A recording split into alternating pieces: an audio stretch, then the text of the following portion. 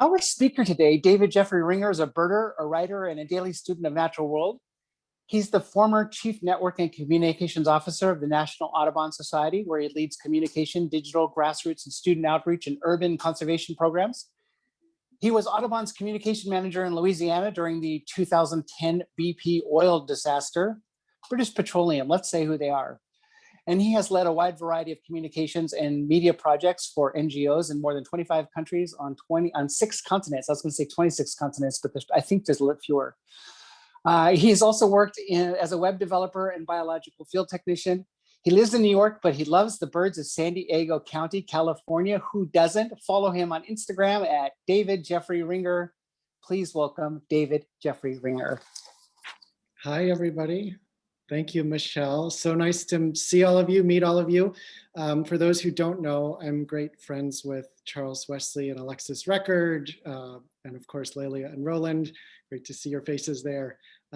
So I'm really delighted to be talking with all of you today. I'm going to go ahead and share my screen. All right. Well, Michelle, thank you for that introduction. Yes, I spent almost 12 years at the National Audubon Society, which was a wonderful period of my career. And actually, as of this month, I'm off onto the next chapter in my career, starting a new strategic communications firm with a longtime colleague called Green Jay Strategies. But birds have been a part of my life since I was very young and will continue to be through this next chapter. So I was asked to talk a little bit about why that is, what birds mean in the world, mean to us, and how we can all find joy in them every day. So this is a scene, I spent the winter in South Texas. This was a scene as the spring migration really started in earnest. And all these birds that you see in this picture were flying north when they hit a cold front, cold north wind coming down, and they hit the first piece of land they could find, which was South Padre Island in Texas. Exhausted, but eager to stock up on insects and water to take the next leg of their journey.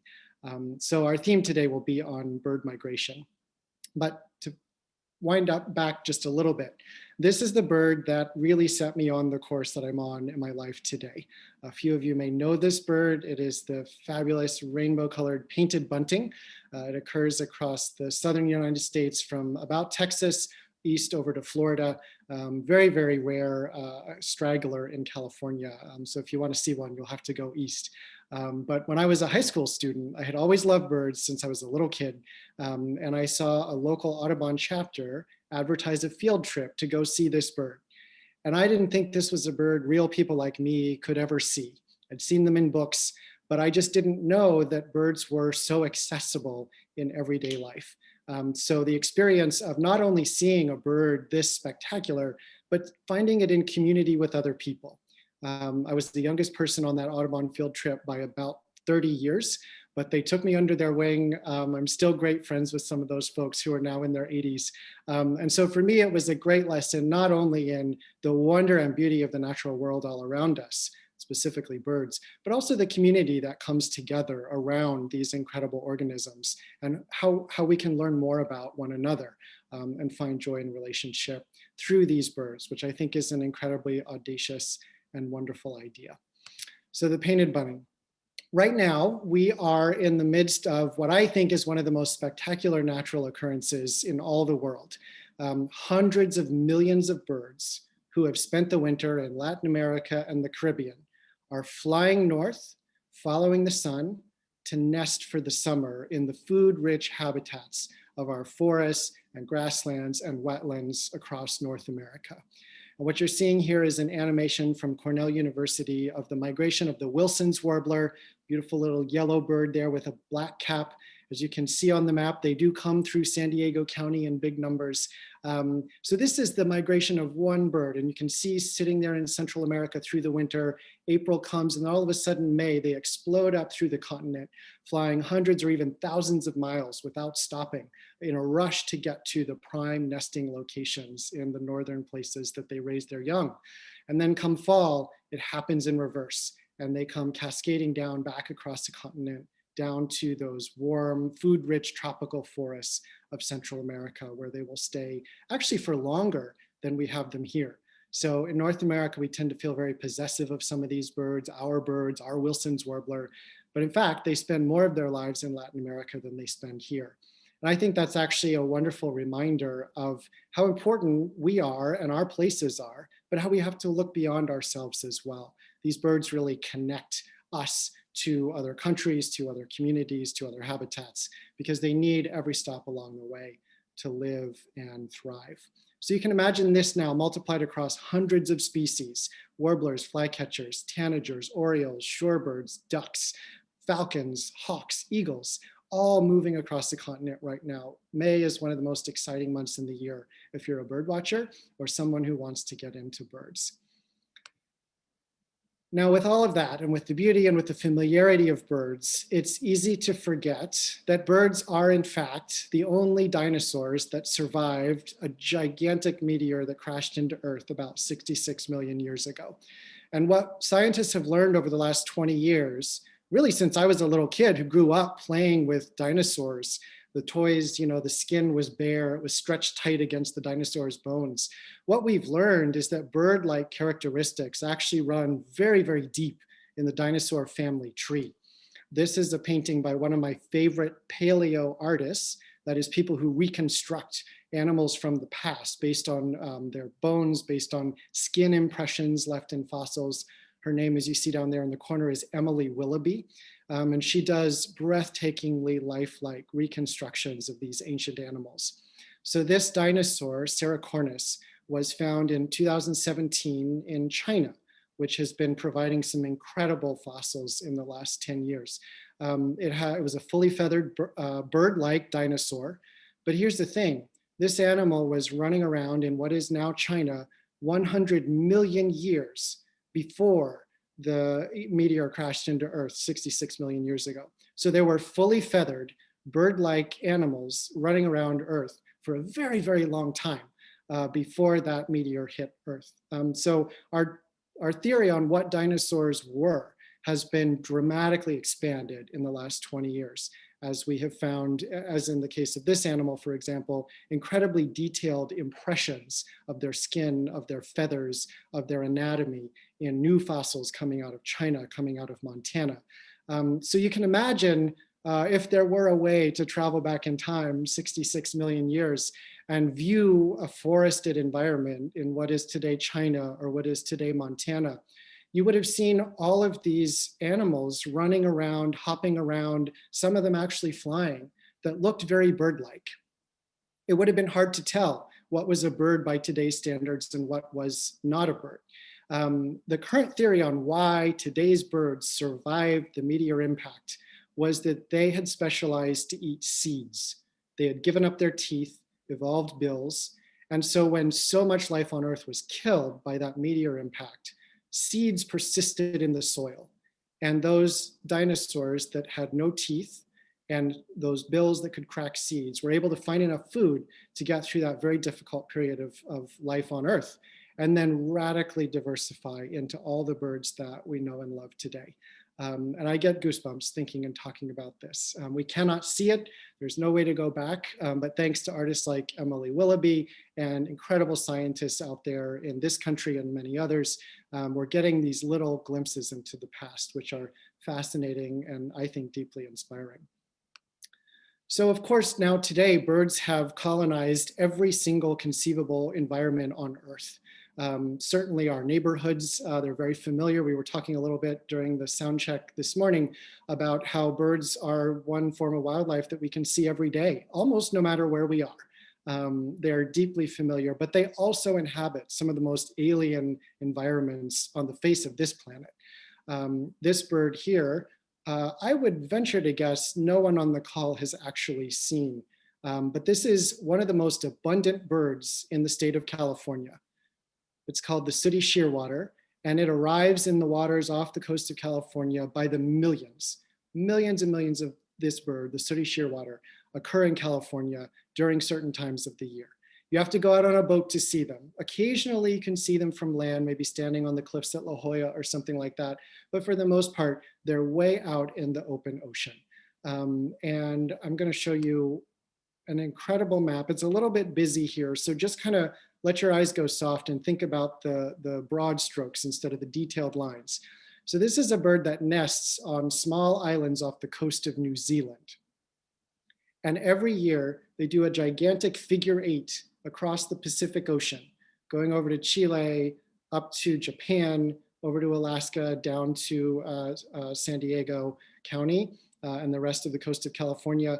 They are following the sun. They're living in perpetual summer, and they eat fish, they eat plankton, they forage on the open oceans, always under the brightest part of the sun.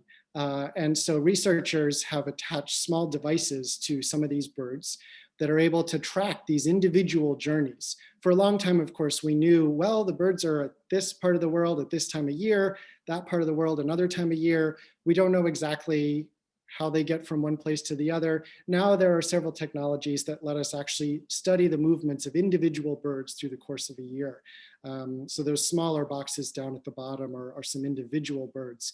But then when you look at these patterns in aggregate as well, you can tell the incredible journeys that these birds are specialized to undertake.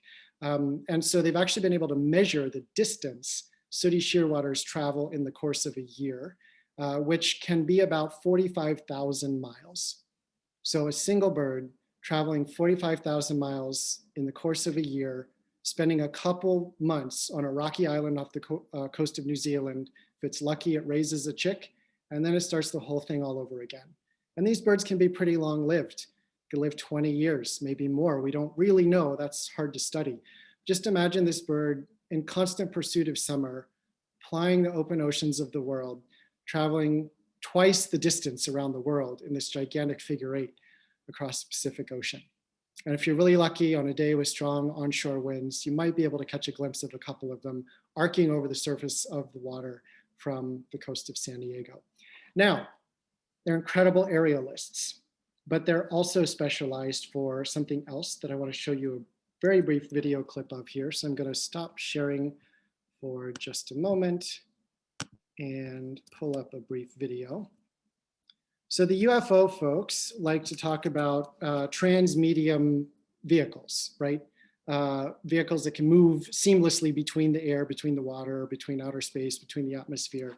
And I'm here to say that nature did it first. So let's share this video right quick. And you don't need to hear the sound. The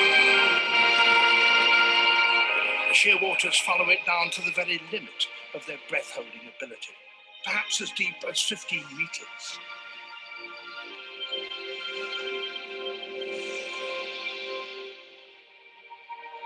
At last, even they are forced to leave their quarry. So there we go. That's how these shearwaters hunt.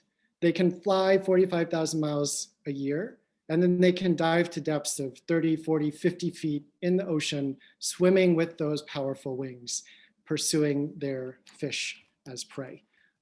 Just incredible adaptations from what we think of as these large, lumbering, cold-blooded dinosaurs. So let's jump back into the slides here, just a couple more minutes for you. And then I'm going to be around in the breakout groups to answer some questions and talk a little bit more. So birds make these incredible feats look easy, right?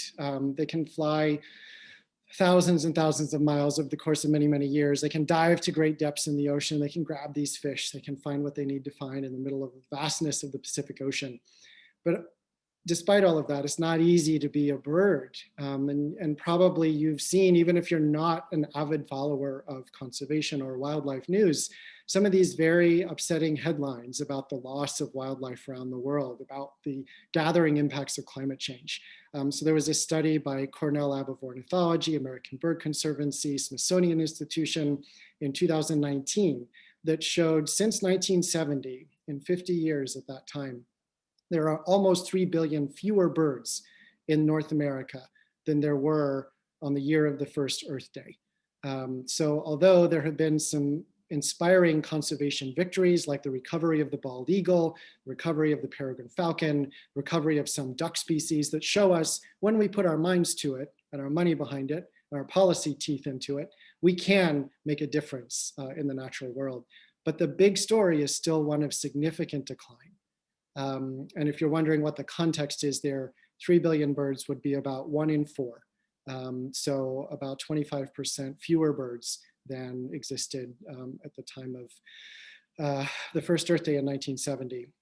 So that's the story up until now. The story in the future is also quite challenging. Audubon has done 2 studies in the last 7 years that show about 2/3 of the birds in North America are severely threatened by climate change. So you're on this story of overall decline. And then when you look into the future, you see that all the same things that threaten us about climate change, from fires to sea level rise to drought, to too much rain in some places, or winter weather at the wrong time of year. All these things are catastrophic for us and our communities. They're also deeply threatening to birds. So, to come to love birds as I have and study them and observe them is also an exercise in coming to terms with grief and loss, but also then turning that into hope and turning that into action. Which is possible. And as I said, with the eagle, with the peregrine falcon, we've shown that it's possible. So these are 3 birds that are quite common in San Diego County. Some of you may know some of them. The bird on the left is an Anna's hummingbird. You also have Allen's hummingbird, and certain times of year you may have Rufus hummingbird, even Costa's hummingbird. But this bird sits in your neighborhoods up on little trees or fence posts, singing its scratchy little song. Sometimes the male's head looks all black, but then when he turns toward the sun, he just explodes in this rose gold brilliance. One of my favorites every time I'm out there. On the top right, American crow, often overlooked, sometimes despised. Crows have the intelligence of primates like chimpanzees and young human children. They're able to remember human faces and distinguish one person from another.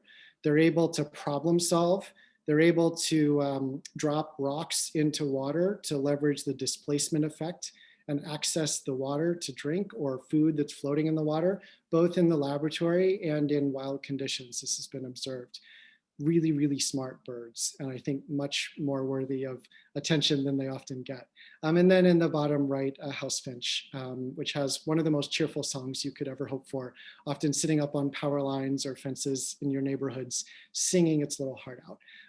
So even as we think about the deep time that has led to the incredible diversity and movements of birds across our planet today, as we think about the decline that birds have experienced and may experience in the future, if we humans don't get our act together, there's still so much joy to be found in the now and so much inspiration for the future. And so I hope that whether you're already excited about birds, whether you've never given them a second thought, you might find a bird in your neighborhood and connect it to an important person in your life, to a special memory in your life, and to a hope that you have for the future. That could be taking action on climate change. That could be feeding people who are living outdoors. But these birds are a symbol of hope. There's a reason that's a theme in so much of our literature and poetry, not only in America and in Great Britain, but across the world throughout time. So I will close with one more picture here, and then I'll show up a little resource list. One of the most hopeful things you can do for birds in your own yard is plant plants that are native to your area. Because birds have these incredible journeys, they're often highly specialized on the exact season that the Texas madrone, for example, in this photo, is fruiting. So right at the peak of hermit thrush southbound migration in the fall, that's when the Texas madrone trees are sending out their red berries, which are full of lipids and carbohydrates that power the thrush on their journey. When we put in plants from China or Europe that may be beautiful in our yards, they don't bloom at the right time of year. They may not support the right kind of insects. So you can do lots of things to take action for the environment, to help support birds. A bird feeder is great, but native plants are something that can be a little bit of restoration in the world that will make your life more beautiful and help support birds. So that's what I have for you today. I know this is a lot. It's not hyperlinked since you're just looking at the screen, but you can jot some of this down, Google it. We may be able to follow up, Laura, with an email afterward. But again, I'm on Instagram at David Jeffrey Ringer. If you want an app to help you get into birds, there's an app from Cornell called Merlin, which is fantastic. Audubon Society also has a great bird ID app. You have a terrific Audubon chapter near you, San Diego Audubon. Do lots of really terrific stuff. Great volunteer opportunities. They partner with some local minority serving institutions on the college and university side. Lots to do. And then if you're interested in native plants, Audubon, National Wildlife Federation, and California Native Plant Society have great websites with plenty of resources. So that's what I have. I love birds. I hope you will come to love them too. It's an honor to speak with you today. And I think, Michelle, I'm turning it back over to you.